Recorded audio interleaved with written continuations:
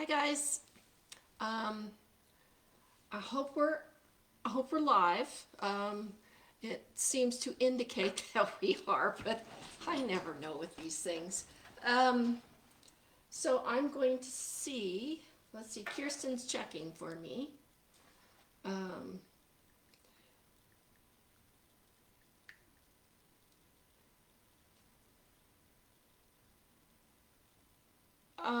yeah. Oh boy, I tell you, technology. Sorry guys. Okay, Kirsten says we're live, so I'm going to go ahead with this. Welcome to the launch party for Finding Alex, my latest romantic suspense. Um, Kirsten Jensen from My Word Publishing is going to help me tonight. She's going to keep an eye on the chat, and I will keep an eye on it too. Hi, Hillary. How are you? Um, let's see. Hi, Kathy. Hi, Amy. Sorry, I'm going to adjust this little, there we go. Okay, so we've got a few people here and a few more people will be joining, I hope.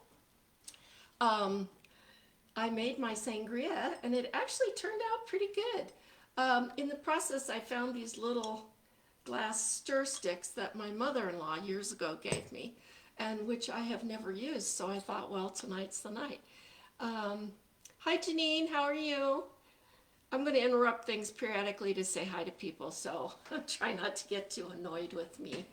Okay, so the new entry into my catalog of books is this baby. And it's another romantic suspense novel. It's standalone, so it's not part of the series. Um, if you, Kirsten's going to put it in the chat. If you want a signed copy of the book, she'll list the ways that you can pay for it, and you'll need to. I know you can do this with PayPal. I don't know if you can do it with Venmo or Zelle, but if you can't, if you would message me your address and how you want it signed, then I will do that and get them in the mail. So let's see. Um, Ask me some questions in the chat, or I'm just going to start blathering and talk about a whole bunch of different things. I was thinking yesterday, I guess it was, I was looking through photos and stuff and thinking about the things that trigger stories for me. And with this book, Hillary knows this, I drive to the Boulder Arthur Murray dance studio, and I live out near Highway 93. So I take 93 to Boulder at least once a week. Now, I'm not doing it currently because of all the COVID nonsense. And there's some pretty spectacular scenery along that route. One of the characteristics of it is that the highway tends to drop off on either side into these really steep culverts.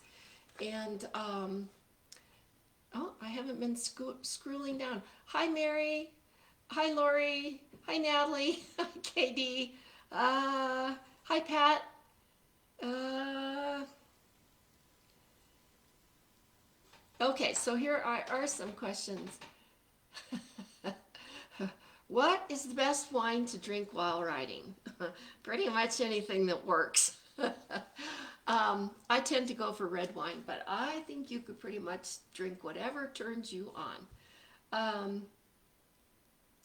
Kirsten says, tell us about the new book, Boyfriend in Your Romantic Suspense Novel, Finding Alex.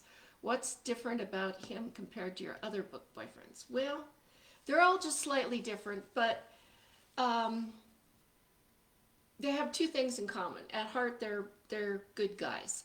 Um, the difference with Blake Halloran, this is Blake, so he's not the Alex that's lost. um, is he's got some history, a pretty traumatic event in his life. So he's dealing with PTSD that's gradually. Hi, Barbara. And yes, Lori, Scotch would work.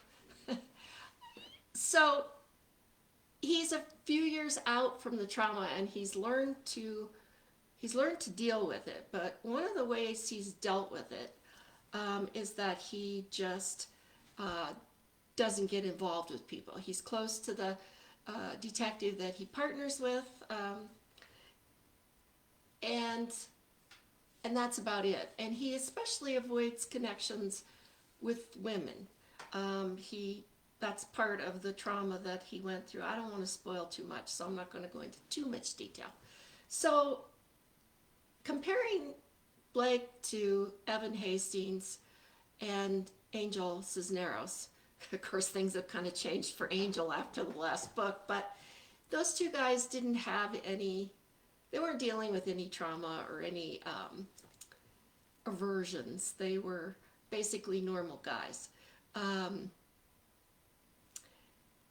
Blake's a little different. He manages to function well. He doesn't let the trauma affect his job, but it has affected his ability to get close to people. So I guess that's the biggest difference. Let me see what other questions. Oh, I was talking about what triggers things. So anyway, on the drive to Boulder on Highway 93, there's a lot of really beautiful scenery, and one of the characteristics is that the highway drops off on one side or the other, it kind of varies, into these deep culverts. And there's a section of rock formations that I drive by that look like stacked boulders. And they kind of, to me, have always looked like the back of I think it's a stegosaurus, with the plates that stick up. So it kind of, to me, looks like a buried dinosaur. And that is sort of near the area that's known as Dinosaur Ridge in Colorado, where they have dug up a number of dinosaur remains. Anyway, so, I have about a half an hour, 45-minute drive to get to Boulder, and so my brain starts working, and I thought, well, what if you were driving up here and it was dark, and, this happened, and then this happened, and that's kind of what triggered this story. Let's see. Oh, Hillary, who's a dance friend of mine, she says, I need to dig up pictures of the dance instructor who no longer teaches, but fits Angel's description to a T. Even more so than a certain capital T. Well, I'd have to see the picture because I think the capital T fits pretty well. Anyway, it's kind of a personal joke because I have a terrible crush on one of the dance instructors from California. He's a pretty hot little number and can dance really well. Let's see. And Kirsten uses a term that I like, that I've used before, the idea of a book boyfriend. And I think most women who read romances or romantic suspense do so because they like book boyfriends. It's a fantasy. It's kind of an ideal man to some extent. And so the guys in my books are book boyfriends for me, so maybe they are for you too. Let's see. Amy says, it's so lovely to be on Facebook Live where the comments are happy and not toxic. Readers and writers are the best. Well, I think so too. Let's see. Mike Fletcher says, it was fun to read your story in the context of our local area. Well, all of my stories are set in the Denver area, mostly because that's what I know. But yeah, that's what a lot of people have said. Let me see if I missed any questions. Pat wants to know, how did I come up with the idea of no fingerprints? Well, that's kind of part of the story, but this day and age, if you want to make it difficult to be identified and you take fingerprints away, then and you have no other identification on you, then it makes it extremely hard to identify a person. Most of us, for one reason or another, are fingerprinted. For example, in Colorado, you have to do an index fingerprint when you get your driver's license.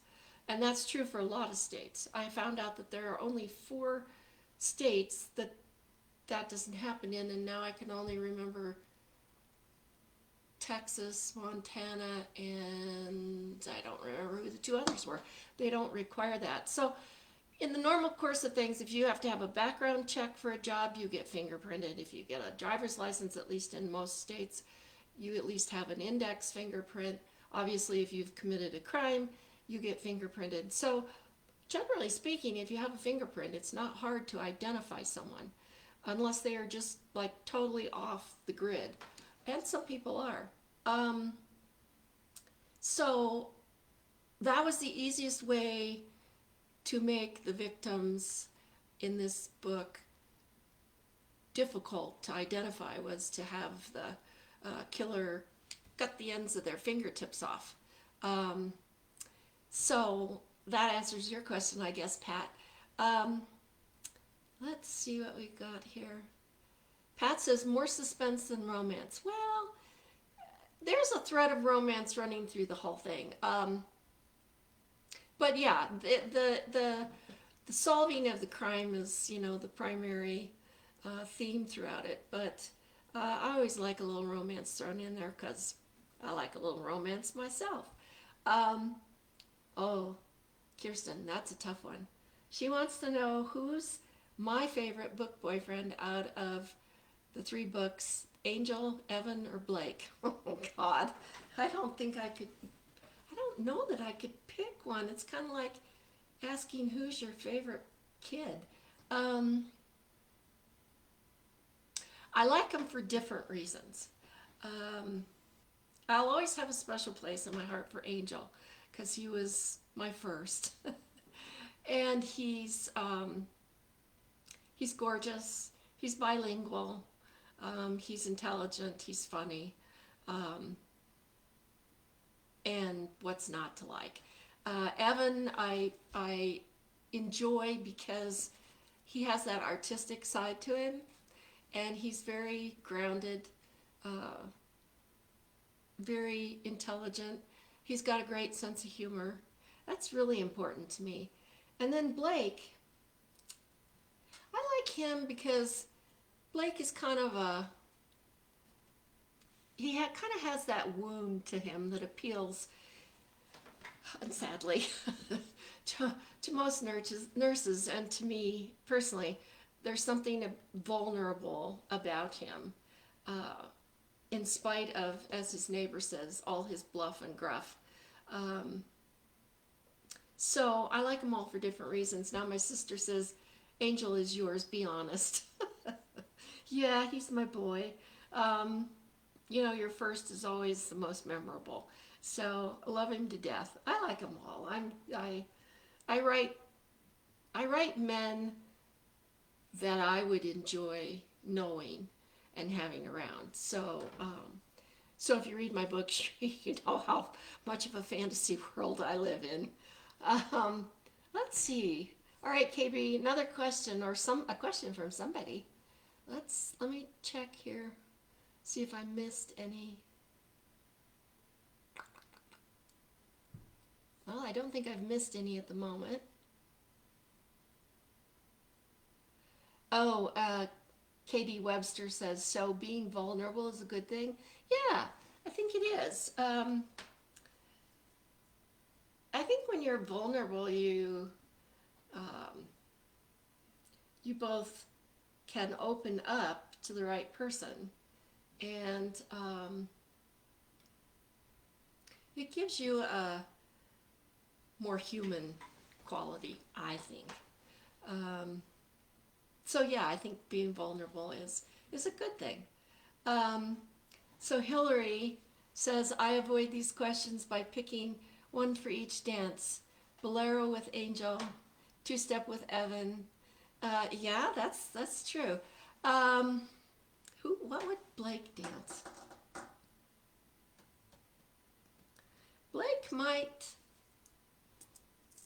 Blake might dance. Oh Lord. I'm not sure Blake would dance, but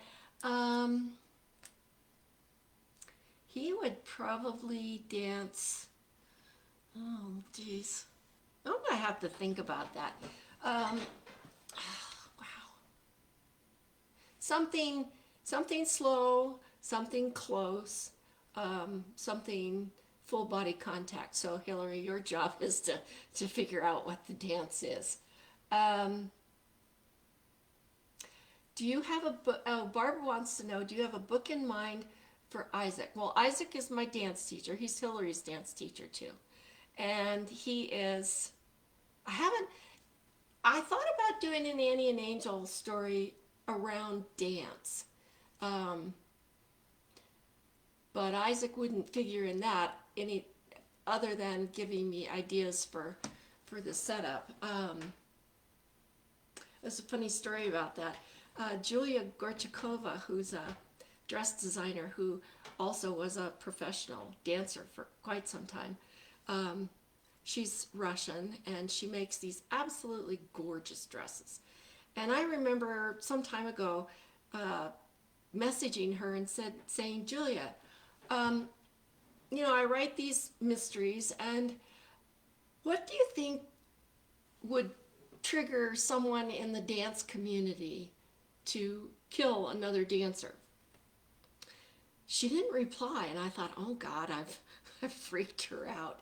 And then not too long ago, I think I had posted, we follow each other on Facebook, and I think I had posted something about my book, and she said, you wrote this? And I said, yeah. And she goes, oh, I remember you asked me about the dance things, and she sent me this little video clip, voice clip, and it said, well, she said, dancers, how did she put it? Dancers are always getting into arguments, and sometimes they get so loud and so confrontational that the police have to be called in. I was like, okay, that's good to know. So there may be a dance story one of these days.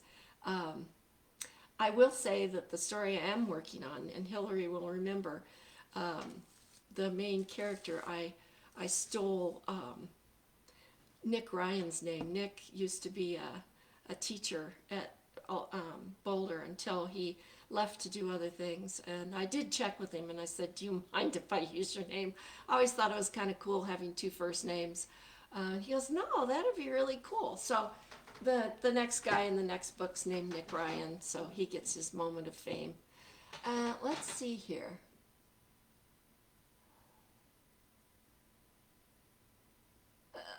Lori, my sister Lori says Blake wouldn't dance. Well, he might not.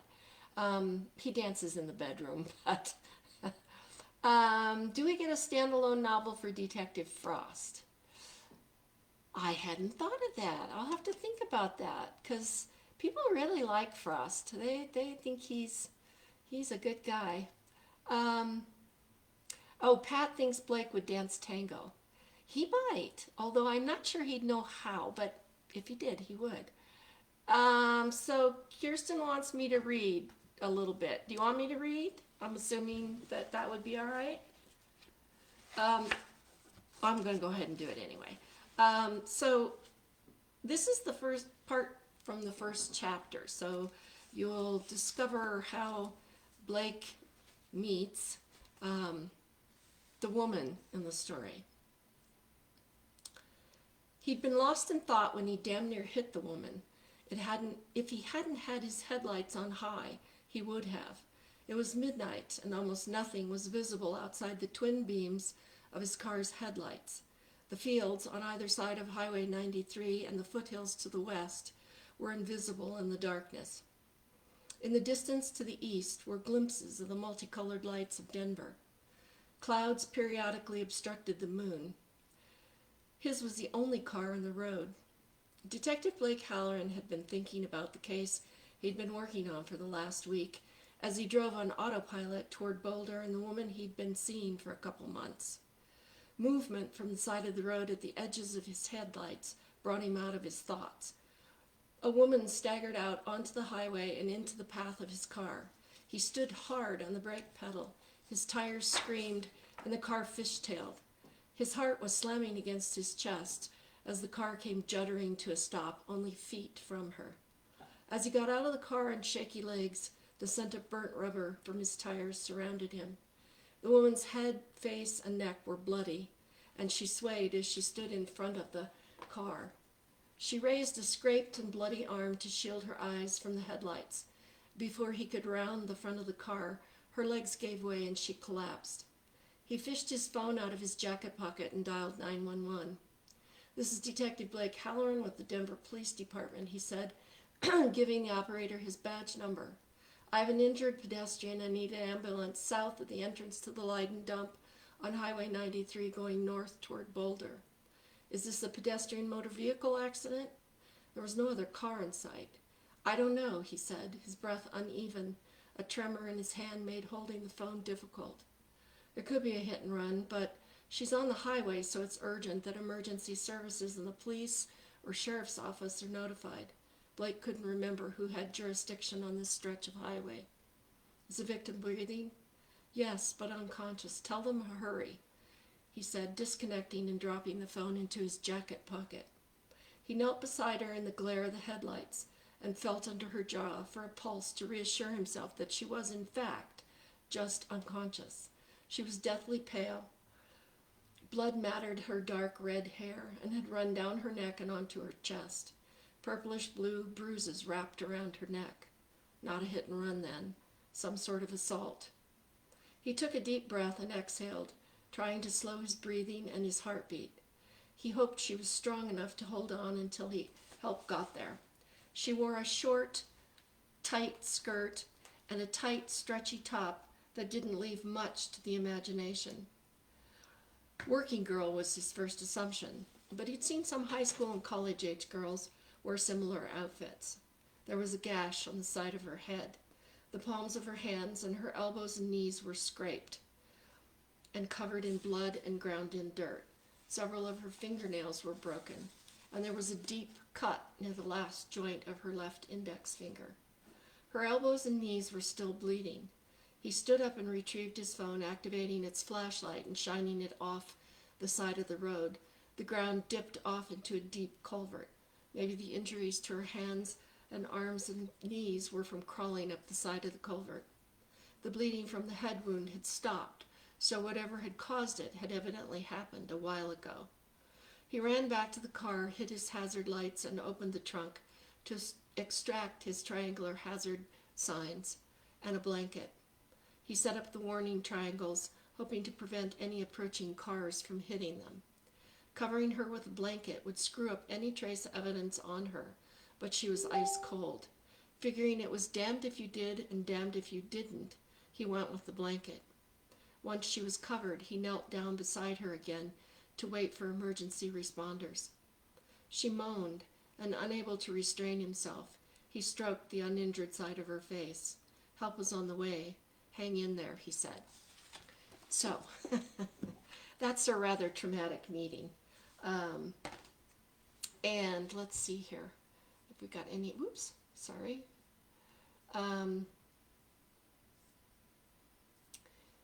Where did you find the inspiration for the book? Well, my brain works in weird ways. Like I said, driving up to Boulder, the area on Highway 93 kind of got me thinking, and then the first scene that I read to you kind of popped into my head, and I thought, well, that might be really interesting to have a woman, a main character who for a very long time can't be identified, and the relationship between her and this detective who damn near runs her over and kills her. And the accident, sorry, I don't know how to turn that off. The accident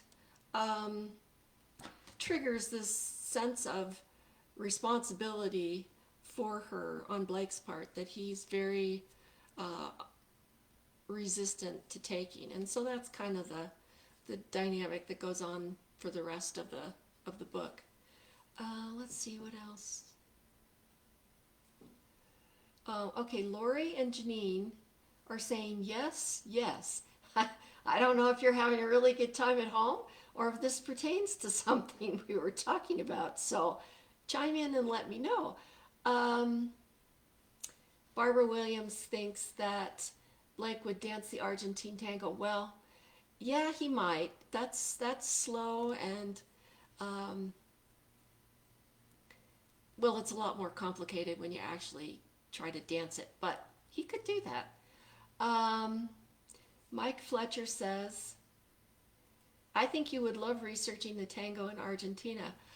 Well, I'm sure it would be. They also have, interestingly enough, tango dances in the plaza in front of the Eiffel Tower in Paris. So it's kind of all over the place.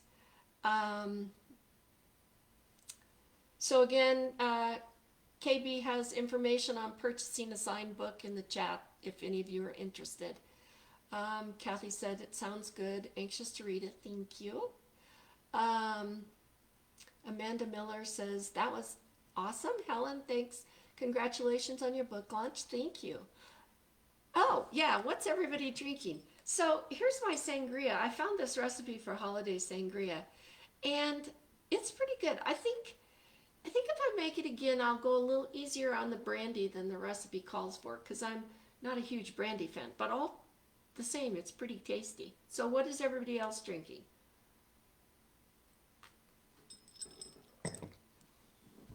Amy's drinking Blanc de Blanc. Natalie says it sounds intriguing. Can't wait to read it. Good.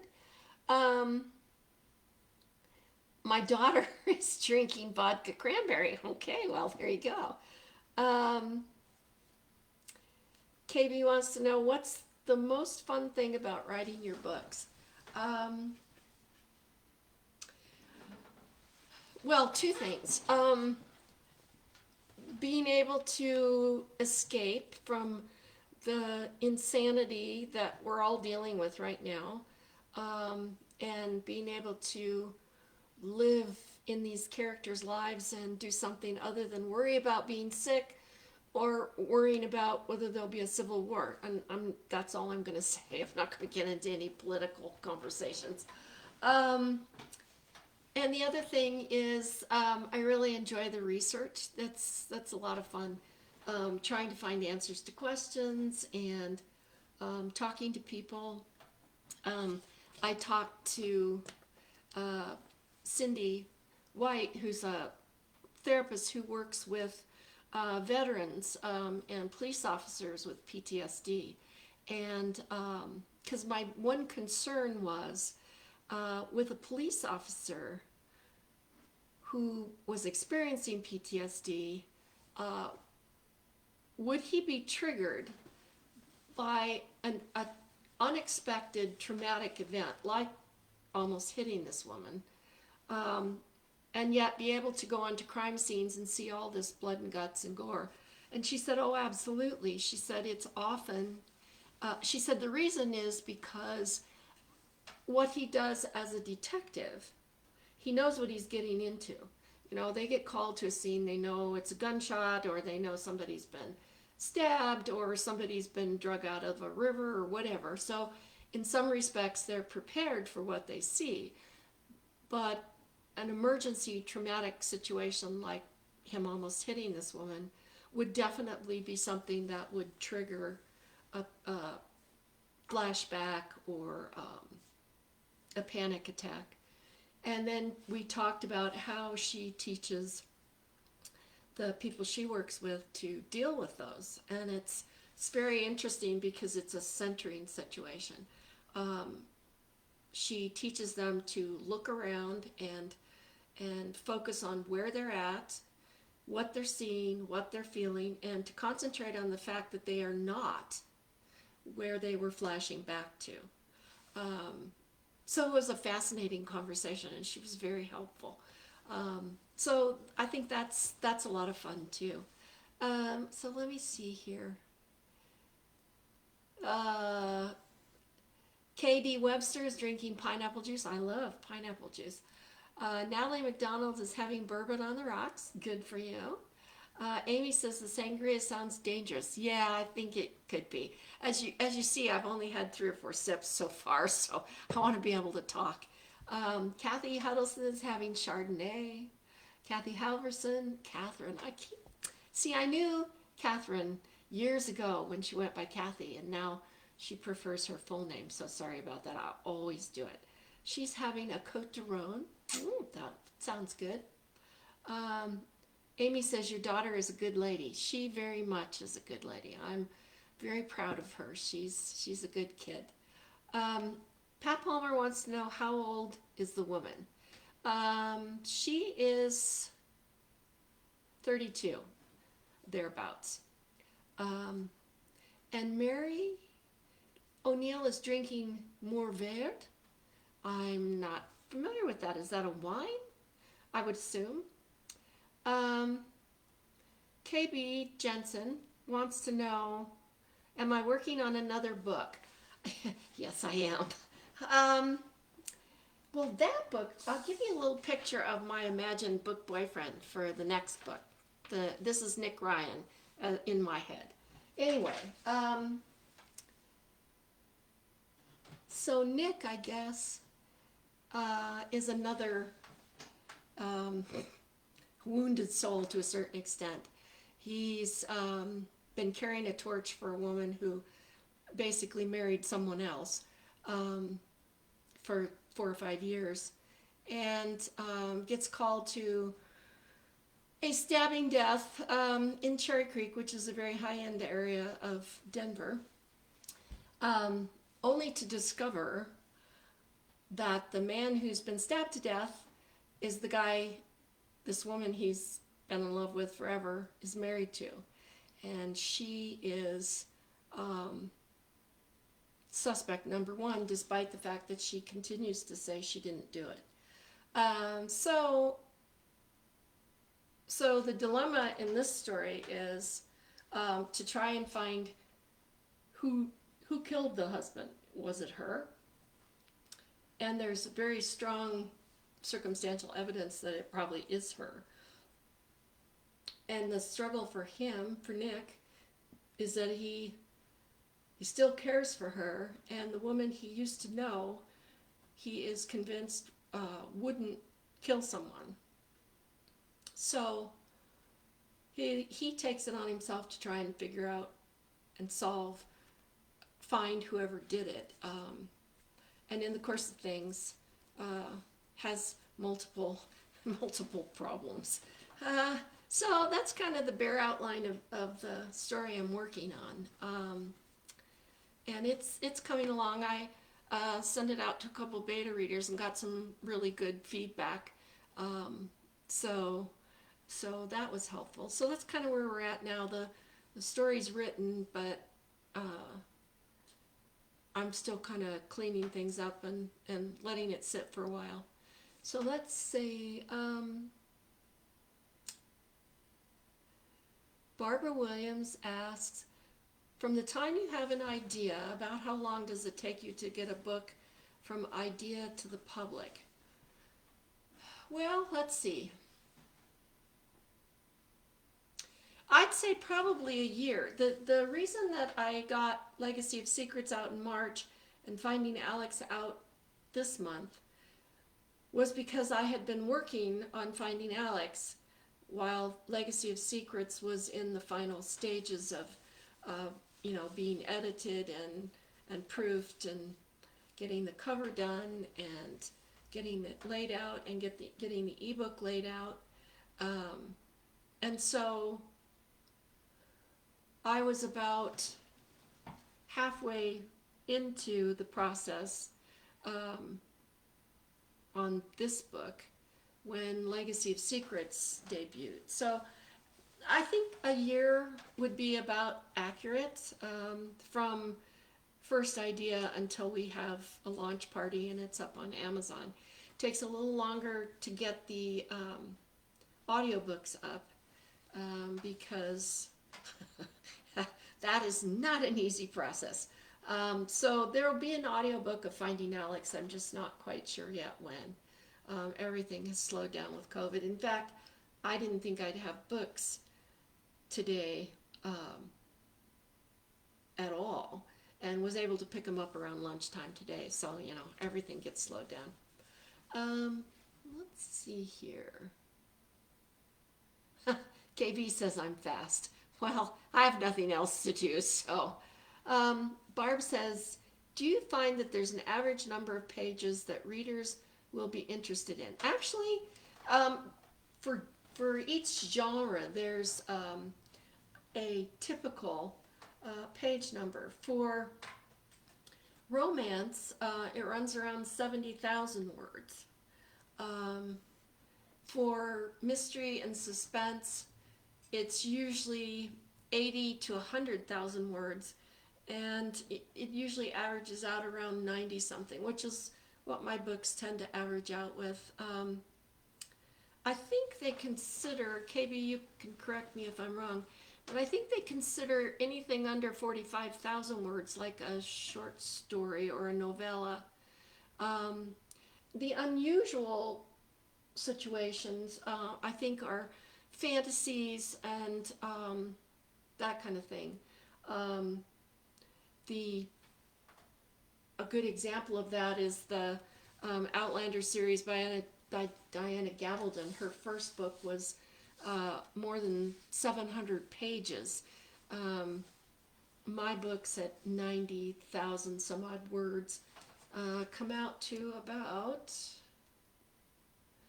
300, a little over 300 pages. So you can see. I personally, Outlander's an amazing book, and so is the series, but I often wonder how hard a time she had finding a major publisher who would take a first-time author with a book that long. But she got it done, and she's a very popular lady, so yay.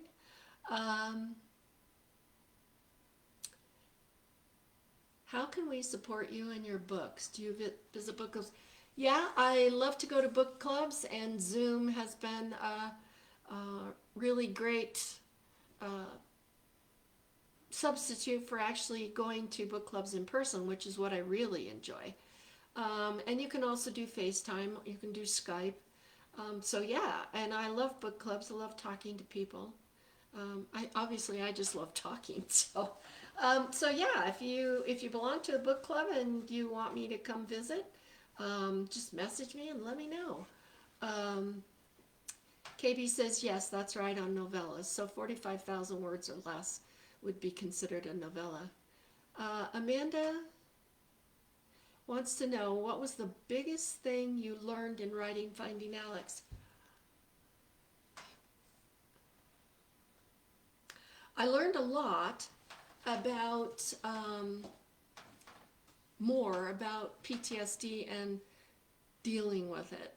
As I said, about after talking to Cindy White, that was very helpful. And I went on a tour of the Colorado Bureau of Investigations facility over here in Wheat Ridge, actually. And their fingerprint person was fantastic. She handed out her cards. I contacted her a couple times in regards to the fingerprint issues, and so that was really interesting. So I think those are the two things. I also had to research and learn a lot about amnesia, the difference between temporary amnesia that you have often with a head injury and dissociative amnesia, where people repress and forget everything about the traumatic incident, and sometimes who they are and where they are and so on, which is what the woman in this book suffers. Let's see, Hillary says, I listened to Legacy of Secrets on Audible, was great for walks and runs in the park. Well, see, there you go. Well, good, I'm glad to hear that. that was a fun book to write. I liked Evan, and I liked that setting. I thought, well, why not have fun with it? Amy says, I can't bring myself to read things over 400 pages very often. For me, the page count doesn't matter as long as it's a good book. If it's interesting, well, for example, Isaac, my dance teacher, found he's a great oh God, what do they call Goodwill? Anyway, he finds all sorts of things at places like Goodwill and shops like that. And he found an uncut version of Stephen King's The Stand. And he was showing it to me. And he wanted to know, had I read The Stand? And I said, yeah, I read it, the original one that came out. And he goes, well, I don't think I have time to get to this just yet. Do you want to read the uncut version? It was like, yeah. So I came back a couple days later and gave him his book back. And he goes, oh, you didn't read that, did you? And I was like, yeah, I did. So, and that was well over 1,000 pages. So if it's a book that I really like, it can be as long as it needs to be, and I'll read it to the end. But I tend to like books that run about 90 to 100,000. That's about the average size of the books I read. But again, as long as it's interesting, I don't care how long you take to tell the story. KB says, oh, now you're going to embarrass me. You've won a lot of awards and gotten a lot of great reviews, and this is your 5th book. What's your secret to writing so well? Well, I don't know that I write, because every now and then I get a comment that's like, anyway, they don't like it, and that's fine. I write so much because, as I've joked, I don't have a life. So this is my entertainment. I like my books, I like my stories, but I'm always dumbfounded when they get an amazing review, like the one The Burden of Hate got from Kirkus. I about had heart failure. I mean, they gave it a starred review. They only give starred reviews to about 3% of indie authors, and gave me the quote of a lifetime that said, a thriller that offers a masterclass in suspense. And I was like, oh, you can't be talking about my book, was my first reaction. So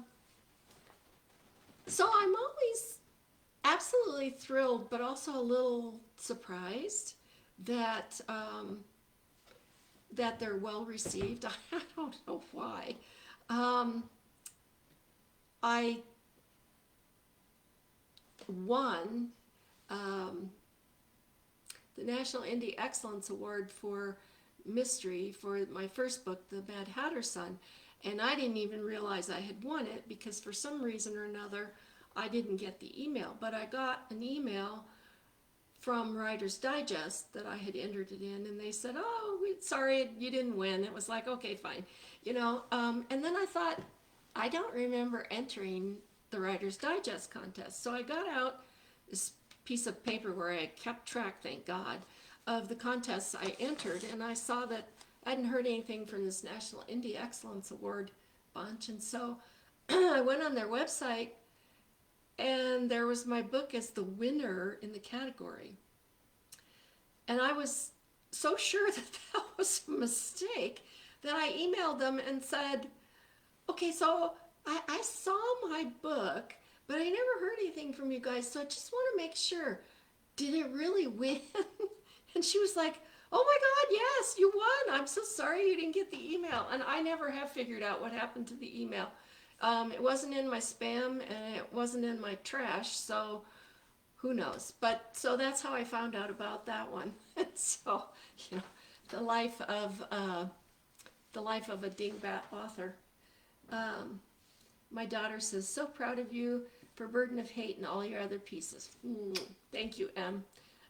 I appreciate that. So I don't know. Anything else anybody wants to know? We've got about 15 minutes. We can go over if anybody wants. But I hate to keep people, it is kind of around the dinner hour. Let me see if I if I forgot anybody's questions.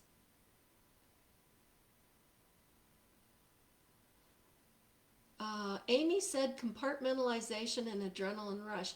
I assume that's in regard to Blake's PTSD. If that's not the case, let me know. Um,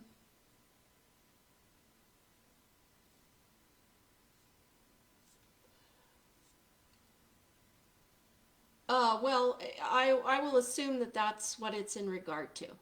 And yes, um, police officers, emergency responders, medical personnel, um, all have to learn to compartmentalize and to detach, um, because some of the stuff they see and have to deal with is um, horrific, especially police officers.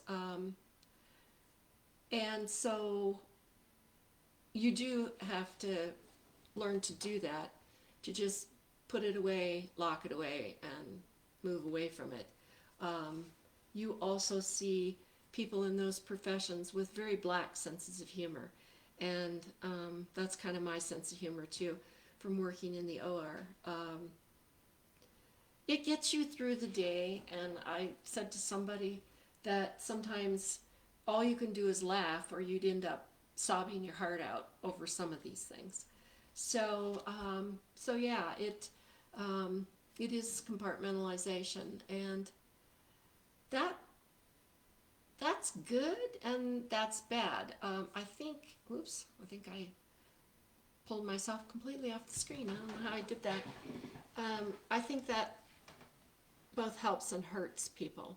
I think that's why there's a lot of burnout with first responders and cops and medical people. I think you just get to a point where either you are so jaded that nothing touches you, or you get out one way or another. I went to the Riders Police Academy 2 years ago. I was going to go this year, but with COVID, that got canceled. And went to a session called Cop Killers. Kind of, they had a lot of great sessions. And the saddest thing about that session was the fact that 63% of cop deaths are attributed to suicide. So that tells you the toll that job takes on people. And, you know, I don't have similar statistics for medical people or first responders. It may be similar, but I was shocked by the cop thing. Let's see. Grinding Alex. I like that. That came from Pat. That's great. I love that. Who are your biggest fans? Oh my gosh. Well, my immediate circle of friends are always there to buy a book, to support me, to give me reviews on Amazon and Goodreads, and for that I thank you so much. Those are very important, especially to indie authors who don't have big publishing houses behind them. So if you read my book, it would be very, very, very much appreciated if you would give it a review on Amazon and on Goodreads as well. Goodreads is especially important because a lot of industry people keep an eye on Goodreads, as well as librarians and stuff, so that can get your book out to bigger audiences. Emma, my daughter, says, I've heard similar things in interviews with the actors who are on Law and Order SVU, that in researching their roles, officers described work with actual people, live victims, can be hard and triggering. That dead bodies and things like that are easier to compartmentalize. So I could see how this interaction with this woman on the road would trigger Blake. Yeah, it did. And he suffers a flashback sort of blackout kind of situation. And Catherine Halverson, who's another nurse friend of mine, she says moral distress is a serious issue in today's healthcare workers. And I don't doubt it, especially with this COVID. I've read a number of posts by nurses who are, in the front lines, and oh my God, the closest I ever came to anything like that was the beginning of the AIDS epidemic, and it was nowhere near how scary this is. And so my heart goes out to all medical people and first responders and everybody else who is there to take care of us. And I think the least we can do is wear our masks, stay home as much as possible, and not add to that burden, because it's horrific. And God love them. I would be scared to death to work clinically anymore. I mean, it's just, it's frightening. So support your nurses, take care, stay home, wear your masks, watch where you go, who you're in contact with, and let's try and get rid of this damn thing. I so look forward to the day when we can travel and get together with friends and book clubs and whatever we're missing now, because right now it's isolating and it's lonely. And I said to my daughter the other day, I said, I can't imagine going through this without the internet, computers, smartphones, because that at least allows you some connection with other people. Without that, it would be pretty drier. Sorry, I can't even talk. KD Webster says, oh man, I didn't think about that. I've been buying an ebook, an audiobook at least every other week all year, and I've yet to leave a review. Well, KD, go on Amazon and leave a review for all the books and audiobooks that you've read, because there's an algorithm. Of course, there's an algorithm on Amazon, as there is on Facebook and every other spot these days. But past a certain number of reviews for a book, Amazon bumps you up and puts you in that thing down below the page that says readers who read this book, the one you're just buying, have also read these books. And so if my book, for example, gets a certain number of reviews, then anybody who reads a similar type of book or reads one of my other books will have that book promoted by Amazon free. And then you get a few more and it bumps you up to some other things. So yeah, those reviews are very important. And like I said, with Goodreads, there's a huge reader audience, and there's a huge industry audience and a huge librarian audience. So both of those sites are incredibly important. Amy says, let's go wine tasting in France. I'm there, girl. Let's go. Katie says, I have the utmost respect for nurses, what you all go through, the strength of will throughout all of this. Well, and I would take it one step further. I would say all healthcare people, doctors, nurses, aides, environmental services people, everybody that works in care facilities that take care of people who are sick or at risk. They're amazing people. So, so let's behave ourselves and be good citizens and stay safe. Kirsten says, in the meantime, I look forward to escaping in more of your books. Thank you. I like escaping in them too. It's fun to write them, and I'm always kind of sad to leave a character behind. I keep thinking I should maybe turn Finding Alex into a series. When you guys read it, you'll have to let me know what you think. And back to the series, dear God, I don't know that there'll ever be a fourth Annie Collins. I'm about 60,000 words into a book number 4, and it has just been like pulling teeth, and I don't know that it's ever going to see the light of day. So maybe a book about Frost, maybe a follow-up book with Finding Alex. Who knows?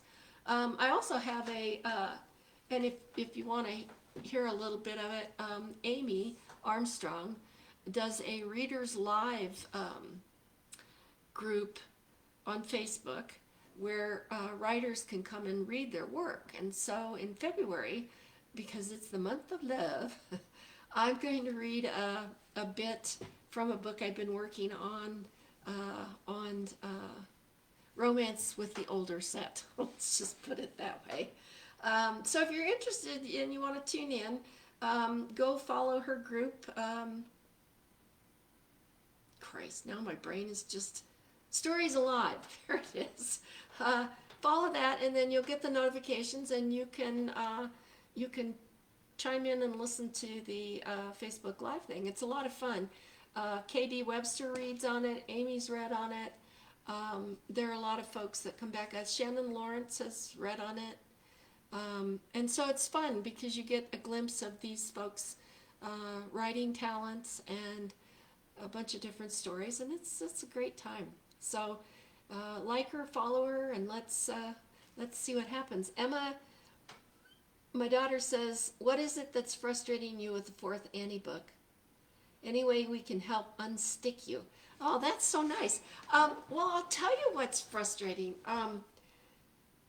With Andy and Angel and the other characters in the book, I find myself writing these little vignettes because I'm more interested in their personal life and how that's going and where it's going than I am in trying to think of a mystery to get her and Angel involved in. So, oh, there's Amy's link to her page on the chat session. And for my newsletter subscribers, they got access to a Christmas story about that kind of helps explain Angel's difficult relationship with his mother. It's called Merry Christmas, Baby, and you'll see what Christmas at the Cisneros family is like. So that's the problem. I mean, I want to write these little short stories about what's going on in their personal life, and I just I've come up with 3 or 4 possible mystery time themes, and they just don't work. The current one is working better than the other 3, but I'm kind of stuck. So actually, if you want to message me, I'll tell you where I'm stuck, and maybe you guys will come up with the bump that gets me started again. Kirsten says, what's the best way to stay up to date with your new books? How do we find out about events? Well, the best way to find out about things early on, cover reveals, etc., is to sign up for my newsletter. And you can do that. I'll put it down here. It's Starbuck.com. And when you go on my website, there's a place where you can sign up for the newsletter. You'll get advance notice of everything before anybody else does. But then if you like my Helen Starbuck-author Facebook page or my personal page, Helen Starbuck Pashley, if you follow me, then you'll get updates there as well. But you'll get first information, first looks at things, special things that nobody else gets, like the Merry Christmas, Baby, if you sign up for the newsletter. So that's probably the best way. Let's see here. Oh yeah, Katie says Stories Live is cool. It is. It's a lot of fun. And Kirsten has again listed how you can get an autographed copy of the book if you want one. Let's see if there's anything else I've missed, because we're at 7 o'clock, So I don't want to take up all of your evening, but I just love sitting and chatting with you. So I will say this, message me if you want to know about the Annie #4 book, and I will give you a brief synopsis of where I'm at, and I'm open to all suggestions. And who knows, if you come up with the storyline that gets me started again, you will get all the credit in the acknowledgments. So I guess shall we say goodbye? And this has been a lot of fun. I always enjoy these. So Kirsten says, we're all so stinking proud of you. Well, thank you. It's, it's just a lot of fun. And if it weren't fun, I wouldn't be doing it. So, and you'd have nothing to be proud of. Okay, guys, I'm going to say goodbye. Thanks so much for joining me, and thanks, Kirsten. There'll always be book boyfriends because I love them too. So I'll say goodbye. Have a fun time. If we don't talk beforehand, have a wonderful holiday, however you celebrate it, and cheers. Talk to you later. Bye-bye.